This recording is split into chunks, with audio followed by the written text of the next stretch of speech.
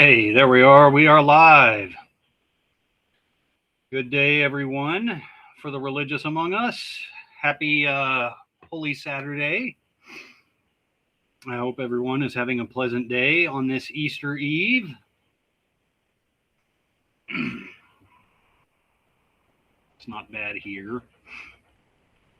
You'll have to forgive the racket in the background if you all can hear it. I don't know if the mic's picking it up or not, but washing machine's running.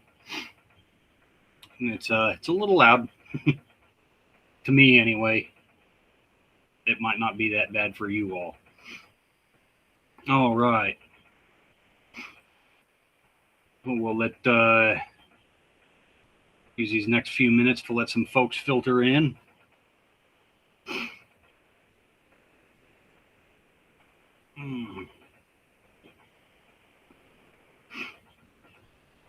Just about finished with the Kershaw's The Longest Winter, by the way, and The Liberator. Just about done with those. And Keegan's Face of Battle. It's taken me a while to get through those because along with deep reading those three books, I am also reading sporadically Battle Cry of Freedom, How the North Won, Why the South Lost, and a few others up there.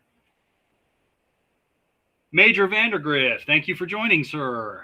Hope you're having a pleasant day. David, welcome. Welcome aboard, as they say. Hope you guys are having a good day on this eve of Easter. Pretty quiet weekend for us here. We don't do anything major for Easter. We celebrate in our own little way our the resurrection of our Lord and Savior. We're not big churchgoers. Not that we don't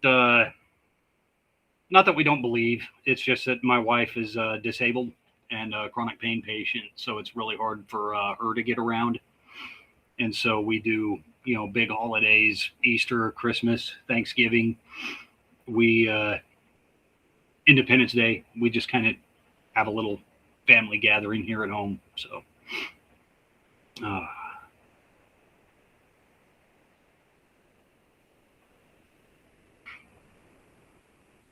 yeah, same for us, Major. And you're welcome. Thank you very much for your kind words. I started doing these posts just because I love history. The majority of the shelf behind me is military history in nature, and just a long family history of military service with my grandfather, my uncle, my grandfather being a World War II vet, veteran of Guam for the Marianas campaign. And my uncle Steve actually served from 1973 to 2000. He retired just before 9/11, but he was a sergeant major in the Marine Corps Air Wing. In fact, part of his service, let me grab this real quick. Interesting artifact.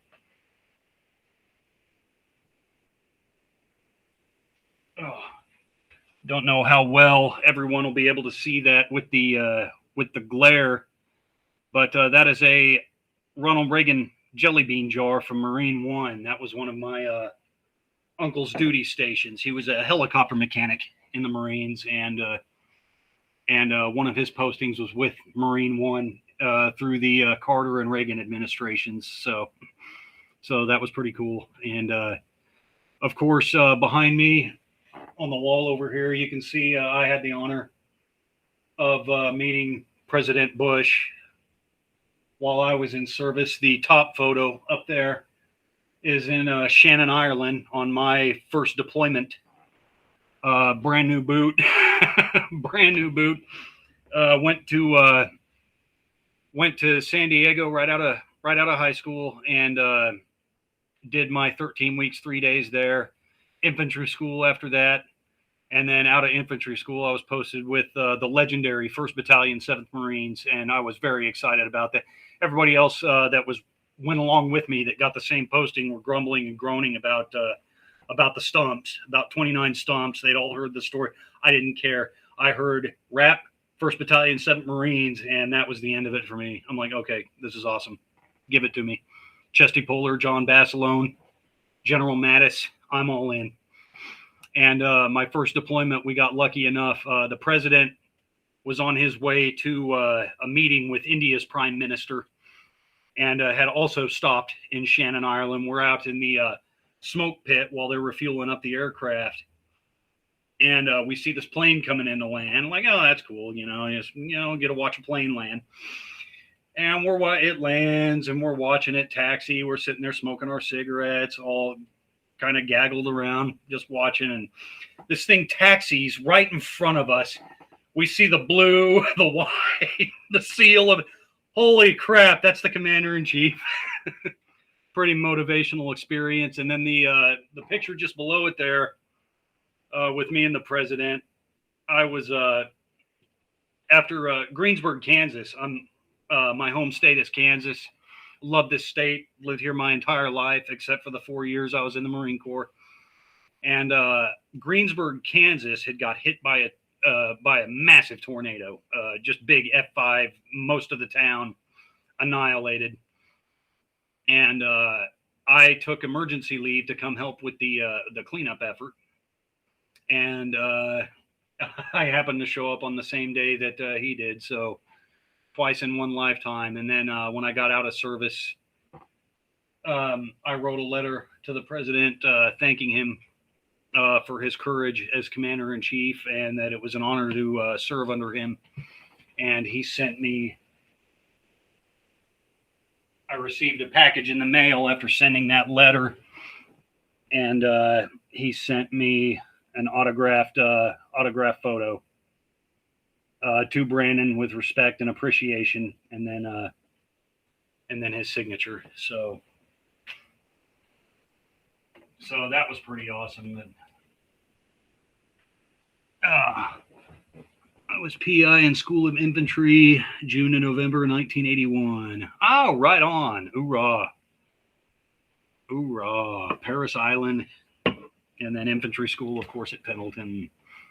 My fire team leader when I was a boot was Paris Island Marine, and it was fun. They made a big deal out of what they referred to as hazing. When I was in, that was starting to come to light. Hazing. We'd have these meetings with the chaplain and these lectures with higher ranking officers about what they deemed hazing. But it never bothered me. I didn't see it as hazing. I saw it as camaraderie. I've read all these stories about the way it was, and heard stories from my own family members about the way it was, and that's just the way it was. So when we would do things like they would have us, they would ask us new boots when we got with our unit. They would ask us, how many of you like fishing? And, the ones of us that like to fish, of course, raised our hands. They'd get a broomstick and make us sit there with our flak jackets on the end of this broomstick. They call it flak fishing. And but that, I never considered that hazing. Never bothered me. That was just part of. In fact, if they ignored you, that's when you were concerned. That's when you thought, like, I wonder what I did wrong that these guys are no longer, that they're leaving me alone now.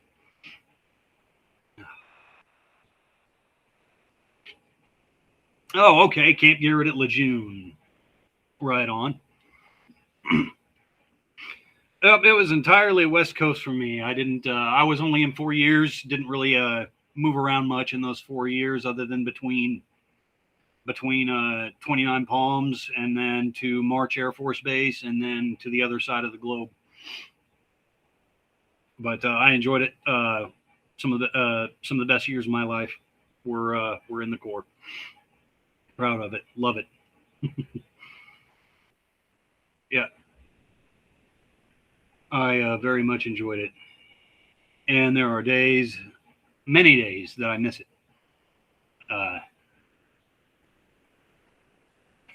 It's a unique brotherhood, and it's not just unique to the Marine Corps. Uh, Army. I have friends that were in the Army, and they said the camaraderie is just as much a morale booster for them as it was for us in the Marine Corps. So it's a special, it's a unique bond, and it's hard to replicate that bond in civilian life. You know, you have friends, but that friendship's different. The friendship's quite a bit different.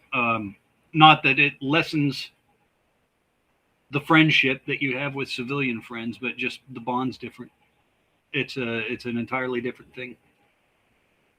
After that, I went to Fort Mardiv, Army ROTC at University of Tennessee. Tank officer, hoorah!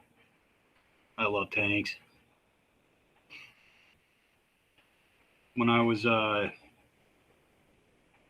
Poolie, after I had enlisted, jobs were still open, as they call it. Even though I said I was thinking infantry. They technically my enlistment was an open enlistment, and I was looking at tanks, artillery. I really like artillery. Thought about being but then I settled on infantry. Thought about being a mortarman. Thought about going the mortarman route in infantry school, but I was just a rifleman, automatic rifleman, saw gunner, yacht. Good stuff. I enjoyed it. A lot of people didn't like the saw. I loved it. It was a neat weapon. It really wasn't that heavy.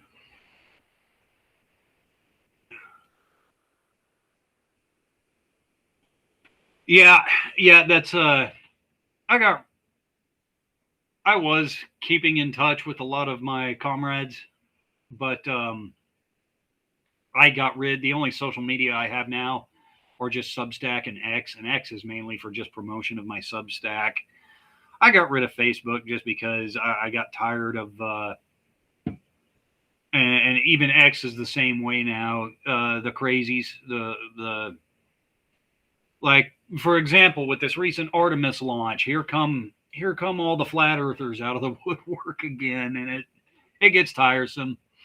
It gets tiresome. So yeah, I avoid social media mostly for that reason. It's enough to make a man go insane. But I still email some of my buddies, some of my old friends from the Marine Corps. I keep in touch with them that way. Have a few phone numbers still. But yeah, that's the downside of not having a large social media, or a not large, but a varied social media presence. Is I've lost touch with a lot of my old comrades.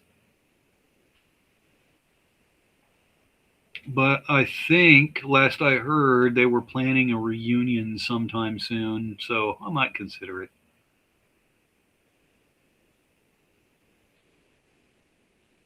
Ah, thank you. Yes, thank you. Yeah, my wife got that for me. Yeah, that's Virginia is an interesting state. It's like California in a way. Most of the state, from my understanding, or it's rural, a lot like Kansas. But then you have, especially up by, as you get close to the D.C. area, and the population's so dense.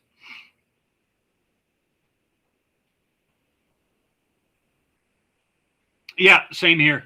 Same here. The Iran campaign, I am full support of it. When I was in Iraq, the Iraqi people that we interacted with, they loved us. We loved them. They were great. We understood that our primary enemy, where we were right on the Syrian border, and right on the Syrian border. And this was at the time that Bashar Assad was still in power over there. And why'd my screen turn off? That's unfortunate. There we go. That's better. Hopefully it didn't shut. Nope, didn't shut the feed off. Okay. Screensaver popped up, freaked me out a little bit.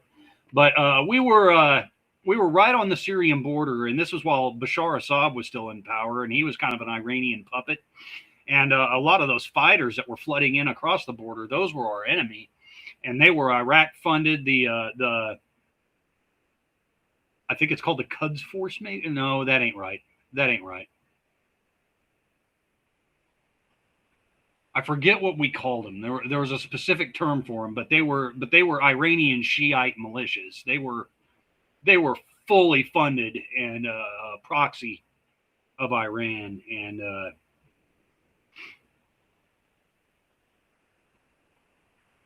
yeah, exactly. It's a front row ticket to watching a campaign unfold, and it's very, very interesting. The interesting thing for me about the Iran campaign in particular is my big question is, will air power alone do the trick? That's my only question with it. But like your article, Major, the I don't know how well a ground operation would go either because of the fourth generation and fifth generation warfare points that you brought up. We are still operating in I want to call it we're like in an in between the Cold War and modern war environment right now. And yeah, yeah, exactly. Special forces raids, I think.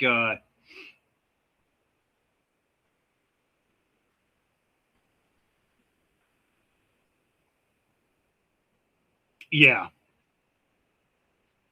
yeah. Tier one. For those that, well, there's only three of us here, me and the Major and David. So, but yeah, tier one special forces raids are definitely the way to go. And that was one of the things that I appreciated. I know a lot of people were critical of Donald Rumsfeld when he was Secretary of Defense. That was one of the things that I really appreciated about him. That's what he wanted to do. That's what he was trying to accomplish. Very much economy of force guy in both Afghanistan and Iraq. He was trying to do the maximum amount with the minimum necessary force, and his vision was just that, using tier one forces. But especially in the early 2000s, we were certainly not. We're much more oriented toward that now than we were back then. But we were definitely ill prepared in the early 2000s for that one. But that was one of the things I enjoyed about Donald Rumsfeld, is he was a visionary in that aspect. He foresaw a military that was veering away from large divisions, large divisionary warfare, and into a more small unit, small operations type warfare. And that I thought that was. I know he caught a lot of criticism during his tenure as Secretary of Defense, but I appreciated that aspect of him, even though we certainly did not have the infrastructure, the we didn't have the ability to project force in such a way at the time. And that's not to downplay our special operators, Green Berets, Rangers, Force Recon, uh, uh, Special Forces Operational Detachment Delta, guys like that, Navy SEALs. Not to downplay them, they're the best in the world. Just our force design wasn't set up for that when Rumsfeld was really trying to implement that. But I think we're definitely at a point that we could implement a tier one force projection broadly much more capable now than we were in the early 2000s. That's for sure. uh,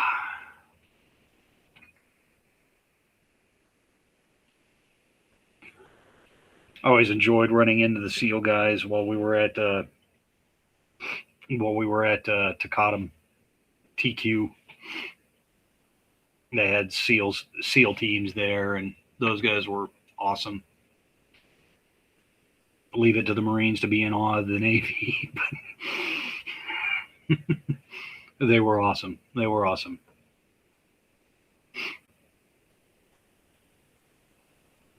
Pure professionals.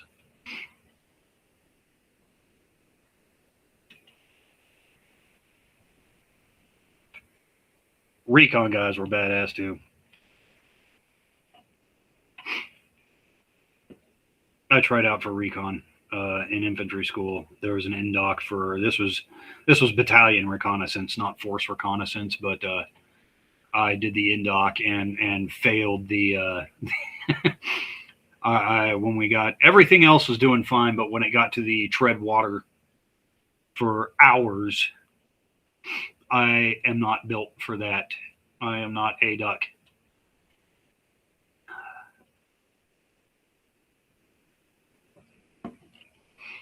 That was the part I struggled with. Treading water, full packing gear. Yeah. The first sergeant that was overseeing the whole operation, he called me a blub blub. you're a blub blub.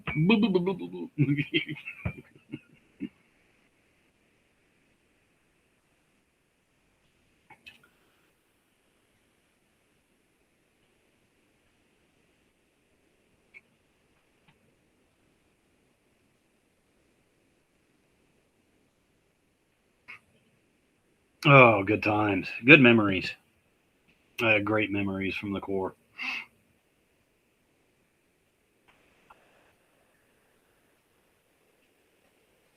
Let's see.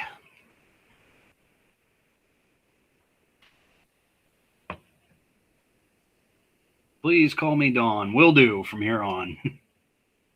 Thank you.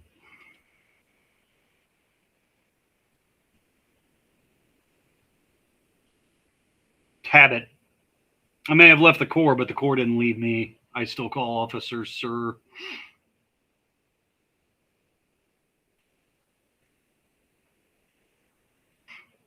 Oh.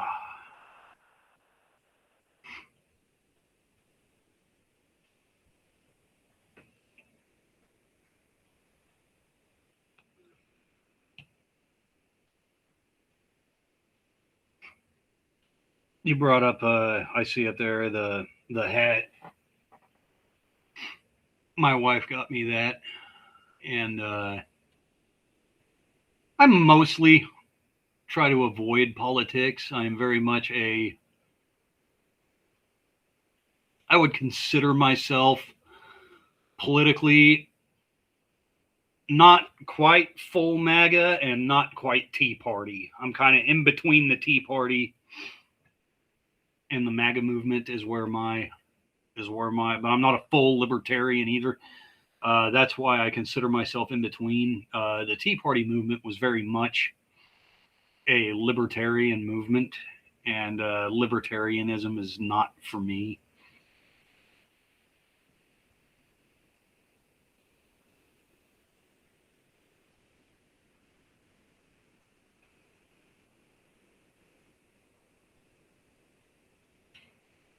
A lot of my influences are ancient, really,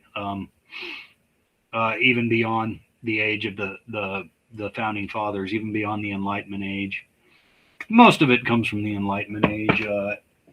Edward Burke, Montesquieu's Spirit of the Laws, very influential, and I got interested in that from the Federalist Papers. They reference Montesquieu, James Madison, John Jay, and Alexander Hamilton especially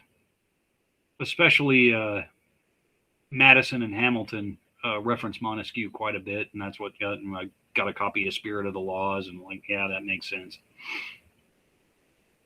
A lot of my ideology is Enlightenment era and earlier.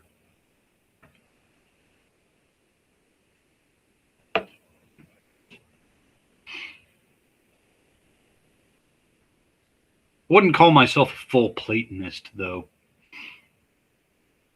There are some, again, Plato's Republic. I disagree with the idea of a philosopher king. I want educated and intelligent leadership for sure, but I also know some really dumb, smart people, as contradictory as that sounds. So. As paradoxical as that sounds.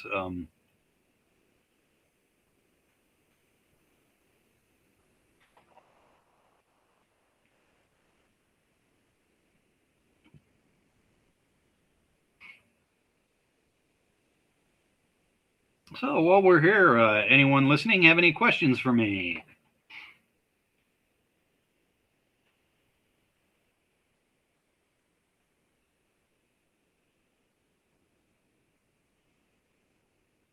I'll probably go shorter than the hour today. The idea was to do an hour at a time, but I may go shorter today just because it is Easter weekend, and there are preparations to be made around here. And when I say preparations to be made, that's not me that does it. My wife's amazing. As much as she suffers, she still wants to make sure that her family's taken care of, and I love that. I help where I can, but she's the brain of our relationship. It's a lot like federalism. It really is. You know, as the man of the house, the head of the household, I'm the president, but my decisions go through Congress. So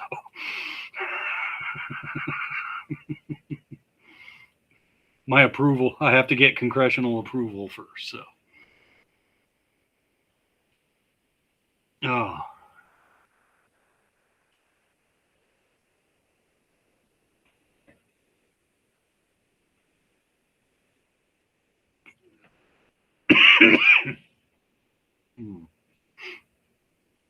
And I wouldn't have it any other way. I love it. Ah.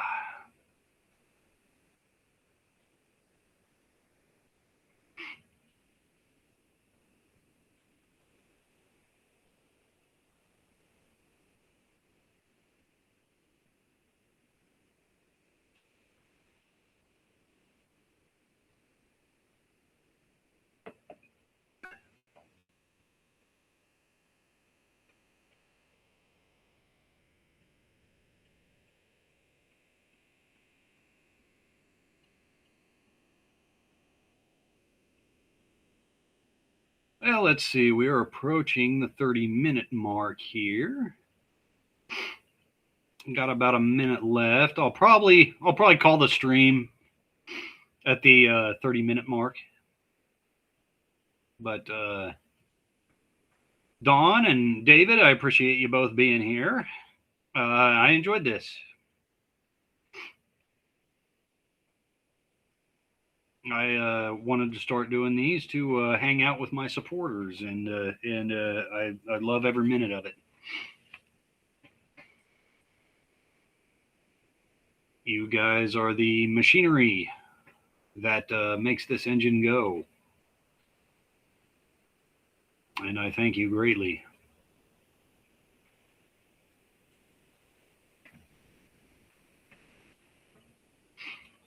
Let's see, I suppose here, before I get off here, working on some more. I'm currently working the finishing touches on the Overland campaign for next week. For the I haven't started on a paywall piece for next week yet, though, and I haven't decided. I'm actually thinking of more a comparison between Clausewitz and Jomini for the paywalled essay next week. I've just ordered. They came in last week. Clausewitz on War and Jomini's The Art of War, and got these in last week. I had these in PDF or not PDF. Why do I always say PDF? EPUB, ebook format. And I'm not crazy about ebooks. As I said in my signals brief, I prefer physical copies. And Vaughn, welcome. I prefer physical copies of books. So books that I do have only in ebook format, I try and find hard copies of. I've read these before, but it was a long time ago. I was in the Marine Corps when I first read Clausewitz and Jomini too. And I think for the paywalled piece next week for Wednesday's article, I'm going to compare the thinking. Those of you that pay attention and follow me on the notes that I post and everything, I post those military theory notes throughout the week, and you may have noticed they're very Clausewitzian. I agree with Clausewitz. Not that Jomini isn't important, but Jomini is very operationally focused. Logistics, lines, interior lines, exterior lines, geometric terrain, things like that. And in warfare, I tend to agree with Clausewitz more than Jomini, just because war, I completely 100% agree with the statement that war is politics through other means. And what he said, that war is politics through other means. And I tend to agree with that. You can win. And I think of examples, especially this war with Iran right now, where my concern is the political objectives. Right now, the objectives seem militarily oriented, which is all fine and good. You can't ignore military outcome. Battlefield success is a major part of any conflict, but it can't be the sole. And you look at good examples being Vietnam, both Vietnam and Afghanistan, where overwhelming success on the battlefield, political outcomes not so much. And that's why I tend to agree with Clausewitz, or tend to favor Clausewitz more than Jomini. And so I think next Wednesday's article is going to be more oriented toward comparing the two, comparing Jomini and Clausewitz, and then doing my best to explain why I think favoring Clausewitz to Jomini is a better way to think strategically, or at the very least a synthesis of the two.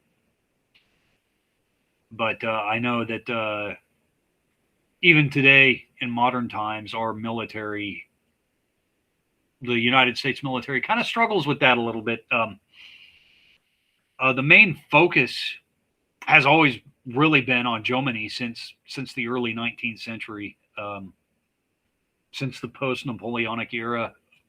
Even I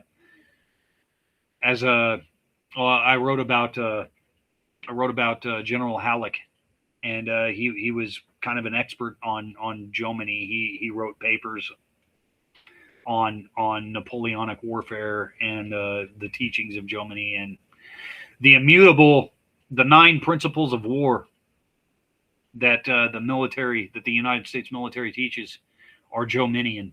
So there's still a lot of that as part of the American military tradition. Uh,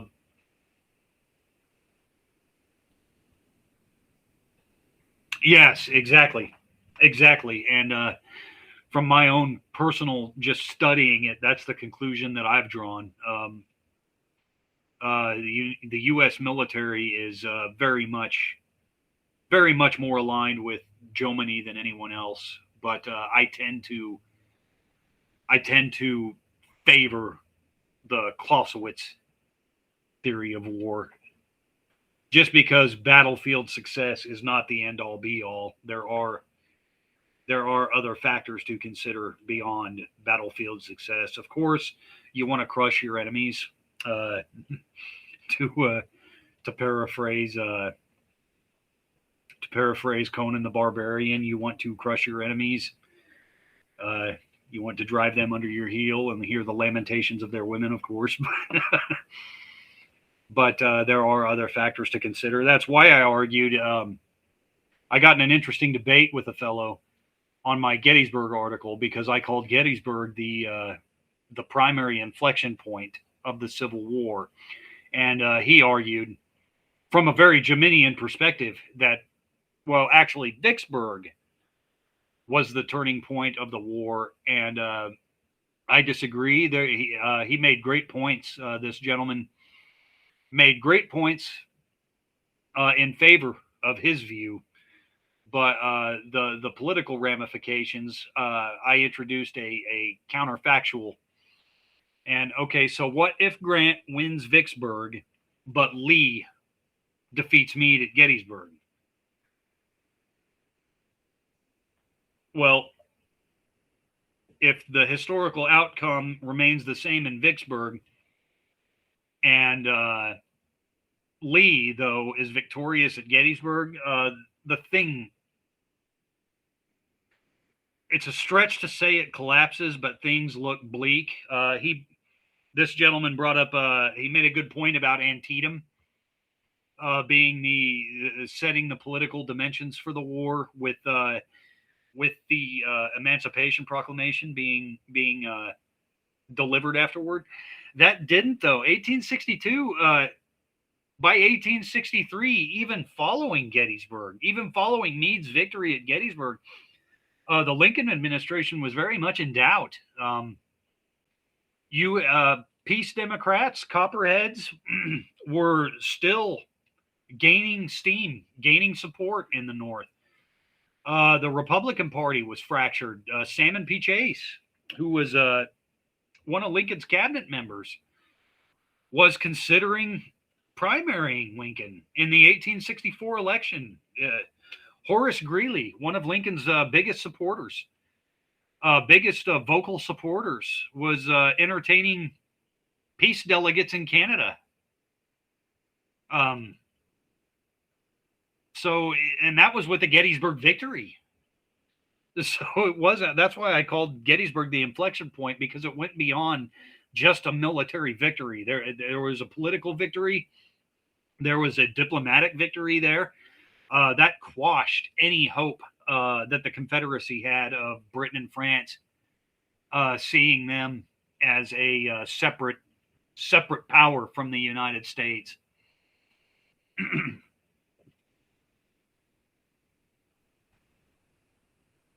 Yeah, exactly.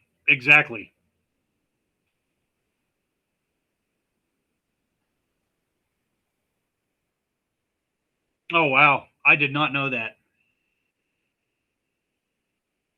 Then you talk, right. Even today is more aligned with the French and how we do PME than the Germans. That's interesting. That is very interesting, and I'm curious why that is. Why our military focuses so heavily on Germany, on Jominian framework, than not that it hasn't had its benefit. There's not been a military in the world like the United States military in effectiveness, battlefield effectiveness. we are unmatched, and that goes for even uh, regional powers today, like China, and who is trying to become ascendant. China is trying to ascend to that superpower status, and Russia even is a collapsing power. I would call them a collapsing power. Really, there's no way of getting around it. They're struggling economically. They're struggling militarily. They're still mighty. They are still mighty. They always have been. Just in sheer strength of numbers alone, and they have the unique advantage of time. That they have so much space. I think I'm pretty sure I read that Russia takes up 1/6 of the world's landmass. So Siberia, and then you have Western Russia, where most of the population is. Those two combined take up about 1/6 of the total land mass of the Earth, and and so that gives them a huge advantage in time, right there. And time is one of the most important factors on a battlefield. And then they have, excuse me, a huge advantage in space. I meant to say they have a major advantage in space with how much landmass they have, and then which affords them time to mobilize. That gives them time to mobilize while armies get bogged down. It happens every single time, whether it's Napoleon, whether it's the Kaiser, whether it's Adolf Hitler, every single time.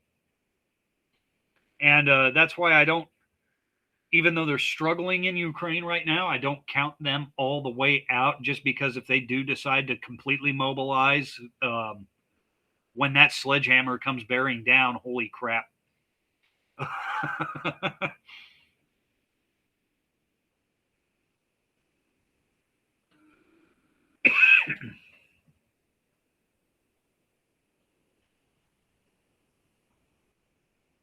Yeah, okay. Okay, that makes a lot of sense. That does make a lot of sense. Yep. American officers from the Revolution spoke French and not German. That is true. The reason I ask that is because Washington, one of his chiefs, he brought from Prussia.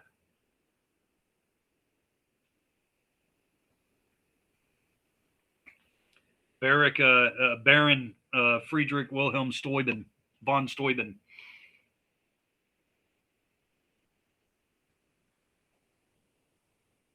Okay. Yeah, that makes sense.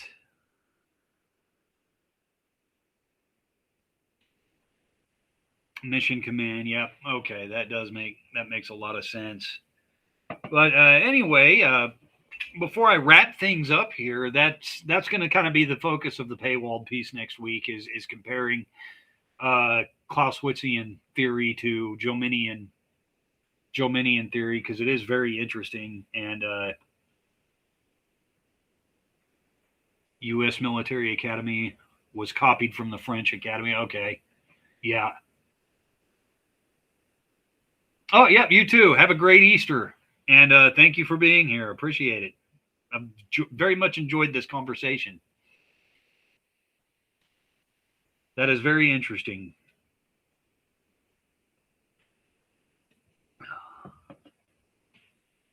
Copied from the French Academy. I did not know that. That's pretty awesome. Interesting tidbit. So that explains why we have why our military has remained on the path of this guy rather than fully adopting this guy. And so that's what I'll be looking into this upcoming week. For those of you that join me, thank you for being here. Very much enjoyed this conversation. Have a great Easter, everybody. And we will see you next week. I'll be doing another one of these. I plan to do a live stream every weekend, so just about an hour, 45 minutes to an hour out of each. each Saturday just to get to know you guys and have a good conversation. So have a happy Easter, everybody, and stay tuned.